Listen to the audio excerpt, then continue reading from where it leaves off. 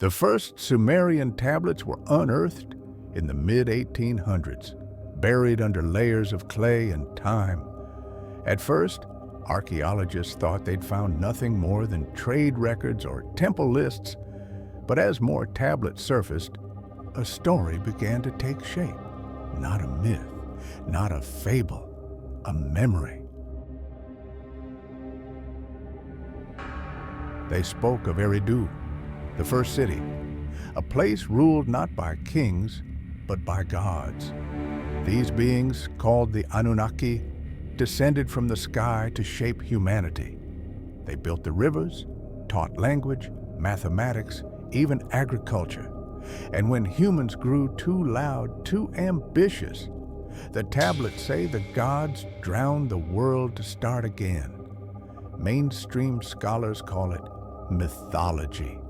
Yet the same flood appears in nearly every ancient culture. Coincidence? Or a shared trauma we've all forgotten? Sumer appeared suddenly. No slow evolution, no gradual climb from hunter-gatherers. Just cities, laws, temples, mathematics, writing, almost as if someone flipped a switch and said, "Now, civilization begins." They charted the movements of planets invisible to the naked eye.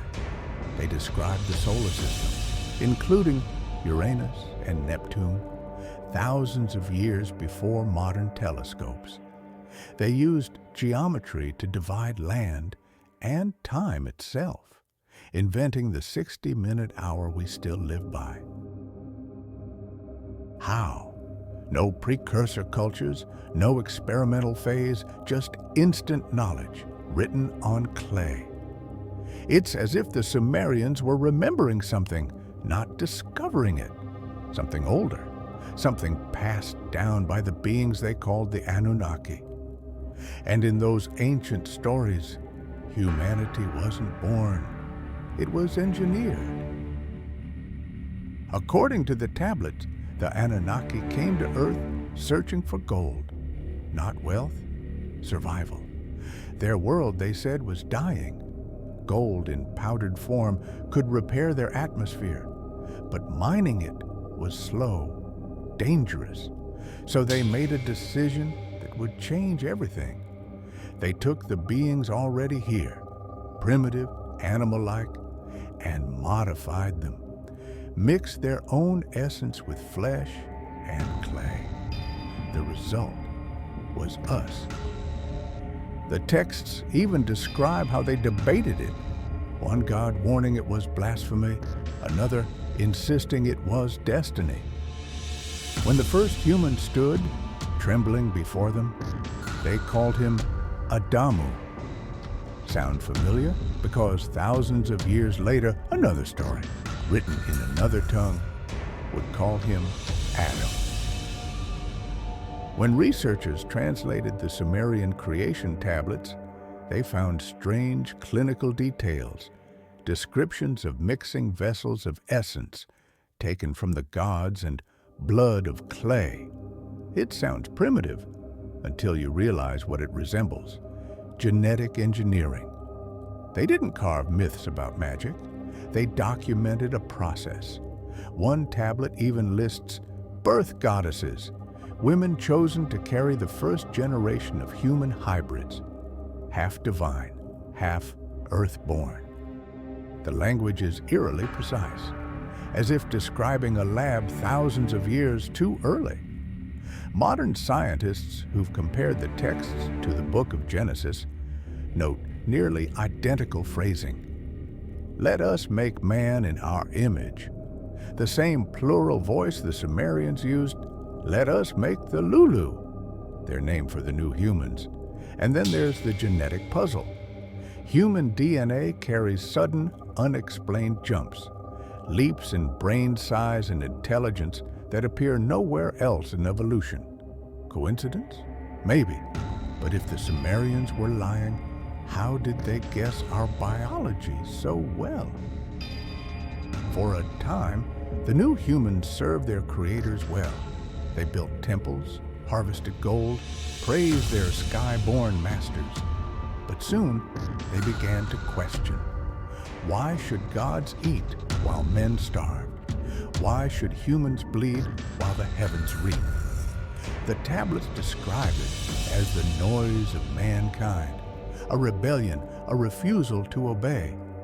The gods, it says, couldn't stand the sound. So they made a choice, not to silence man, but to erase him. A flood was unleashed, vast, deliberate, engineered. One god, Enki, defied the decree. He whispered to a man named Ziusudra, telling him to build a vessel to preserve life. If that sounds familiar, it should. Ziusudra became Utnapishtim in Babylonian legend, and Noah in the Hebrew one. 3 names, one story, all pointing to a cataclysm our species still remembers in its bones. The tablets describe it in words that feel less like myth and more like memory. The storm's roar was like a battle. The daylight vanished. The land split like a broken jar. Winds tore cities apart. Stone walls folded like parchment. The rivers rose, black and boiling, swallowing entire generations. People fled toward the ziggurats, desperate to climb closer to the gods who had abandoned them, but the gods had already taken to the skies. Their ships, the chariots of heaven, rose above the storm as the waters consumed the world below. For 7 days, the earth was chaos, and then silence. When the waters receded, there was nothing left, just mud, bones, and the faint outlines of where temples once stood. Only one vessel had survived, carrying animals, seeds, and the memory of everything lost. Ziusudra stepped into a new world, a world stripped clean, and from the wreckage, a new age began. But the tablets end with a question. Did the gods truly leave, or did they simply start again, somewhere else? Centuries passed before the land dried enough for men to return. The old cities were gone, swallowed by mud and memory. But then, something impossible happened. Across the southern plains of Mesopotamia, humans began to build again. Not primitive huts, but cities of stone, canals, and law. Eridu, Uruk, Ur, names that still echo through time. And with them returned the same knowledge, writing, architecture, astronomy, mathematics, as if civilization had not been rebuilt, but restored. The tablets claim the gods came back, descending once more to assign kingship from heaven. The first rulers of Sumer were said to reign for thousands of years. Their names carved in clay so precise, even modern mathematicians can chart their reigns like a timeline of another world. Yet archaeologists admit the Sumerians never claimed these inventions as their own. Every scroll, every monument, every ritual begins the same way. All knowledge is from the gods. And maybe that's the strangest truth of all. Because history says the Sumerians built the foundation of everything, while the Sumerians themselves swore they only remembered it. Archaeologists once thought the Sumerian king list was a fantasy. After all, it claimed that before the flood, kings ruled for tens of thousands of years. But then they found layers of silt between ancient cities, proof of a flood that had indeed swept across Mesopotamia.